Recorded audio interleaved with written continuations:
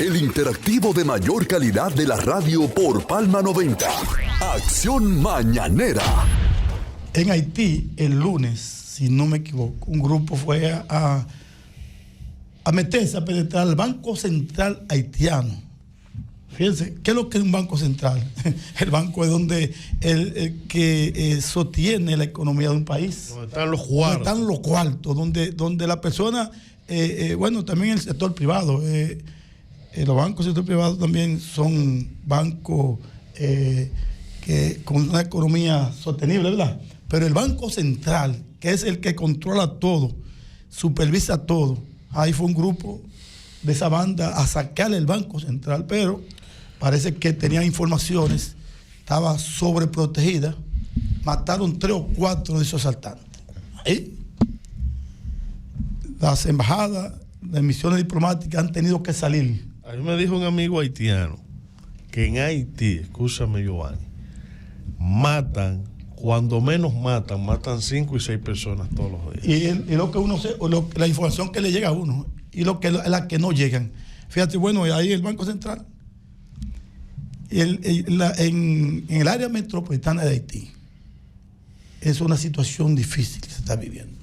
Ahora, yo le decía a Wilton fuera del aire que ya no se puede hablar de intervención militar, ya los años han cambiado, los tiempos han cambiado, ahora hay que hablar de misión humanitaria, misión de seguridad, para que la gente así pueda entenderlo mejor.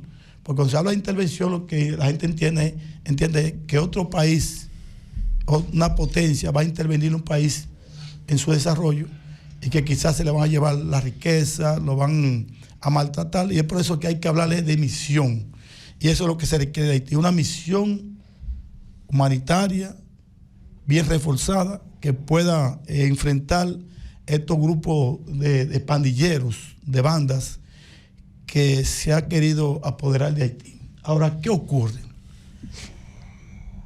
El primer ministro haitiano, Ariel Henry, que tuvo que quedarse en Haití, en Puerto Rico varado, y renunciar desde Puerto Rico. Entonces ahí hace una semana crearon que se crea un consejo. No se ha podido crear porque esa banda tan opuesta a que esto pueda llevarse a cabo, porque ellos entienden que son ellos los que tienen que formar parte del consejo. La misma banda están, y debe ser lo contrario, porque ellos quieren que Haití pueda desarrollarse, deben estar de parte de que se constituyan con un país que pueda permitir el desarrollo de unas elecciones democráticas. Entonces ellos se oponen a todos. Ahora, ¿qué procuran ellos? Son militares, policías, que lo que quieren es que esté ese malestar en Haití. Para ellos entonces aprovecharse de lo que queda en Haití. Hay barrios y sectores en Haití, poblados, que han abandonado. Hay iglesias que han cerrado. Los pastores han tenido que huir. Allá habían pastores boricuas de Puerto Rico, dominicanos en Haití, y pastores haitianos que han tenido que dejar la iglesia. Y las casas, Wilton dijo hace un momento que los cadáveres te los tiran al frente, te los tiran en los patios para que la gente tenga que abandonar su casa. Y hay una amenaza. ¿Y quién puede enfrentar a esa banda? Nadie puede enfrentarla. La policía ya no tiene la fuerza, ni los equipos, ni material, ni físicamente, de ninguna forma pueden esa policía haitiana enfrentar a esa banda, porque se van uniendo más. Y los niños que están ya pasando la frontera, Dajabón, Jimaní, Pedernales, a pedir, bajan en la mañana a buscar qué comer y llevarle algo a su familia. Niños, y esa es la situación de Haití. No sé si ustedes se han dado cuenta que en los últimos días han aparecido unos niños en el área comercial y el malecón con unos chocolates. Como vendiendo, sí. Es una forma de no pedir. Es como un trueque. Dame algo y te tomo un chicle. Sí. Entonces te ofrecen como venderte como un chocolate, algo así, qué sé yo, para ellos, no sé, recaudar algún dinerito y poder paliar la situación que viven, porque realmente es una situación bastante calamitosa lo que está viviendo Haití. Y obviamente todo el mundo salta para donde pueda salvar. ¿Qué puede ocurrir en lo inmediato. Ya sabemos ya que la ONU aprobó que Kenia pueda, no, quitemos la palabra intervención, que pueda asumir una misión militar reforzando a los policías haitianos, pero eso no se ha concretizado. Ya Estados Unidos está en la disposición de asumir. No, Giovanni, yo tengo que corregirte. No está. Tienes que utilizar de manera obligatoria el término intervención. No se quiere que se hable de eso. Pero es una intervención. No se es quiere. una intervención. Que esa intervención reciba el nombre de pacificación de Haití, que reciba el nombre de ayuda humanitaria militar para Haití. No se quiere hablar de eso. Esa es otra cosa, pero es una intervención. Sí, porque estamos hablando es que ya estos países modernos en desarrollo, esa palabra de intervención. Porque ¿qué usted cree que esa gente van a hacer ahí? A intervenirla. Pero mi pregunta a regar flores casa por casa. Exacto. Es a llevar van con tanque de guerra. Ramos de flores casa por casa, como dice Wilton. No. Es a enfrentarse con unas bandas súper peligrosas que hay en esa nación. Bien armadas. Sobre todo con armamentos de alto calibre, armamentos de guerra, ¿verdad? Y que estos que vienen no vienen a conversar con ellos, porque ya con quien se ha debido conversar no ha habido posibilidad. Ahora, es tanto así que la única persona habilitada para de manera diplomática conversar, esas mismas bandas se han encargado de sacarlo. ¿Verdad? Que era el que fungía como presidente interino, ¿verdad? Provisional. Eso es para que usted vea, o sea, no hay posibilidad de que cuando usted esté analizando la situación de Haití, sobre todo respecto de la intervención militar, usted no utiliza el término intervención. Sí. Sucede eso, que estos países ahora no quieren que usen ese término, sabiendo todo que es una intervención, porque inmediatamente otro país, ya sea su desarrollado, de una potencia, entra otro, ya hay una intervención, aunque tenga el permiso asumido por las instituciones que son las que pueden dar la autorización, la ONU, ese tipo de instituciones. Aún así, los demás estados entienden que hay una intervención. Pero mira, yo conversaba una vez con un amigo pastor, que él me dijo que de Estados Unidos lo llevaron a la guerra que hubo en Kuwait. Sí, pastor, ¿y qué usted fue ahí? No, a mí me llevaron a orar. ¿Y le dio tiempo a orar? Sí, él me dice que a él lo llevaron, a él y a un grupo de pastores, lo llevaron a la guerra a orar por los soldados que estaban en combate.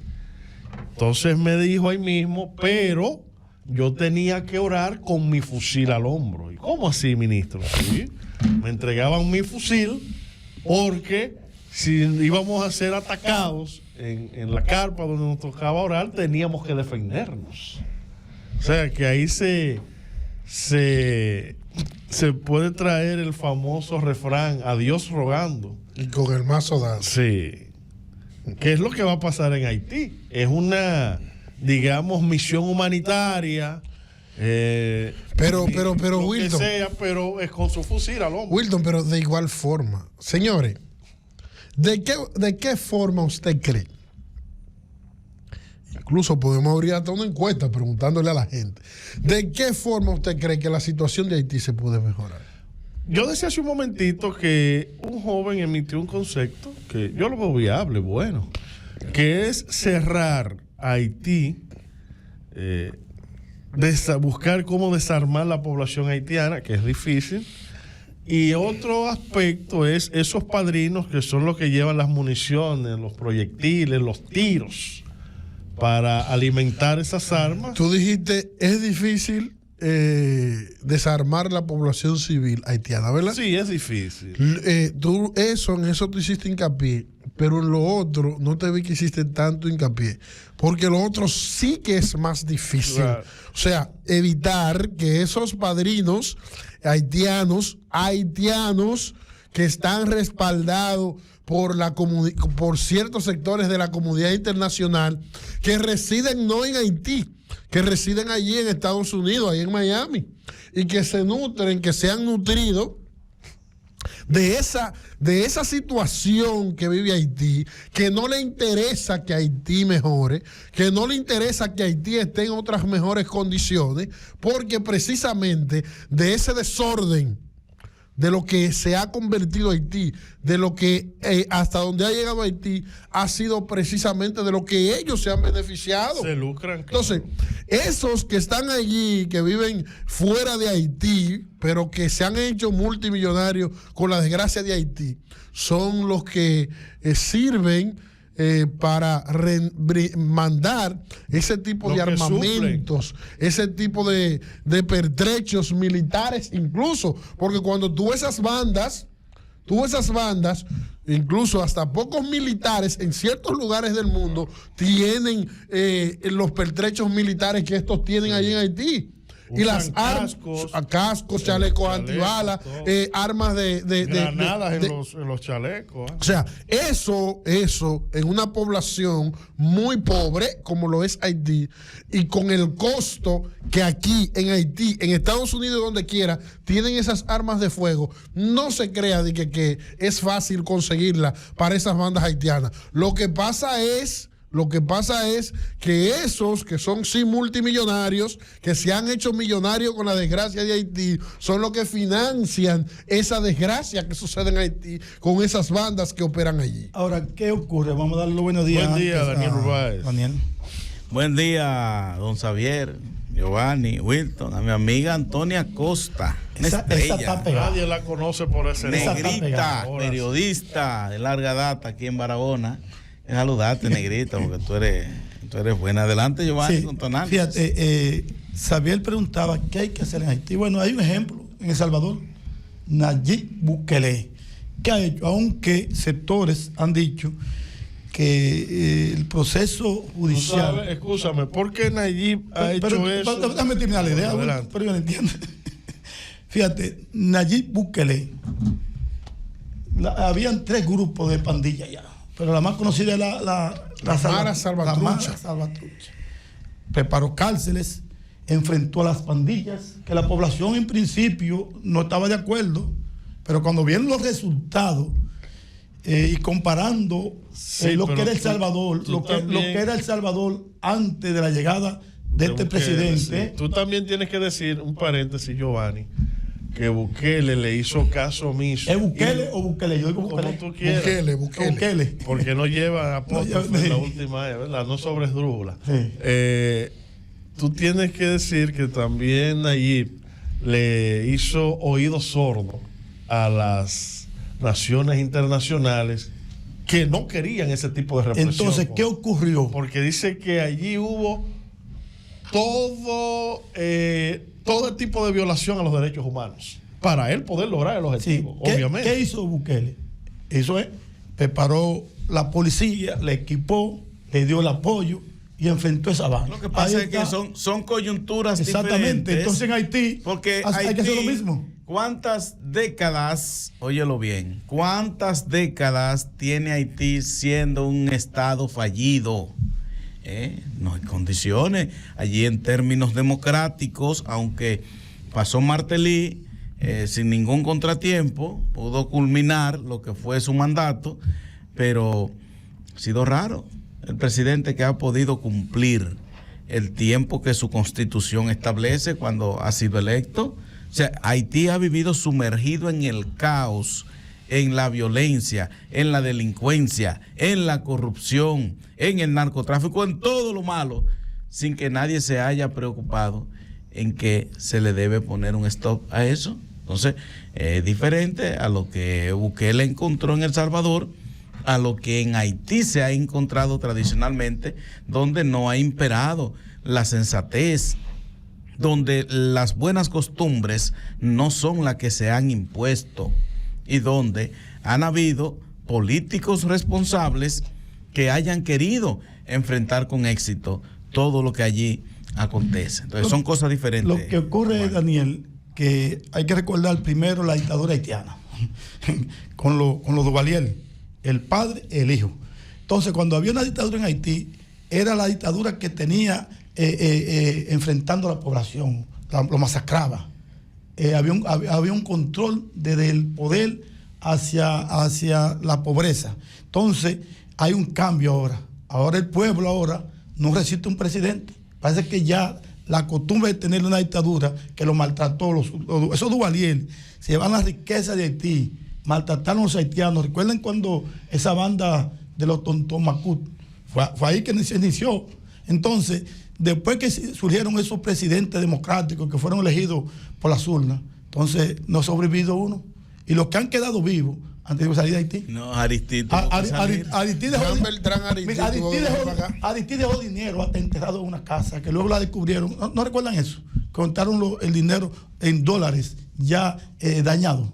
Eso salió en la prensa, Daniel. No, pero eso es normal en Haití, que las personas que manejan dinero tienen dinero en la casa. Lo manejan en la casa. En cajas fuertes, en funda, hasta en funda. En los closets y así sucesivamente, en los armarios. Hacen sus caletas en sus casas. Sí, así es. ¿Recuerda que mataron en Colombia Escobar? Pablo Escobar. A la casa que dejó Escobar, la destruyeron la gente buscando que detrás de las paredes había lugares ocultos. No, él tenía el dinero en valijas metido. Sí, pero todavía hay lugares que lo siguen hollando. En una de las series de Pablo Escobar, en una él lo están persiguiendo y está metido en una de esas casas que era como unos bunkers y se le había acabado toda la comida. Y decía, caramba, no me puedo comer el dinero. O sea, lo que tenía era dinero, pero no tenía alimentación, no podía comer, porque no tenía ya ningún tipo de producto alimenticio allí, pero sí tenía dinero. O sea, que a veces, para que vean que el dinero no es todo.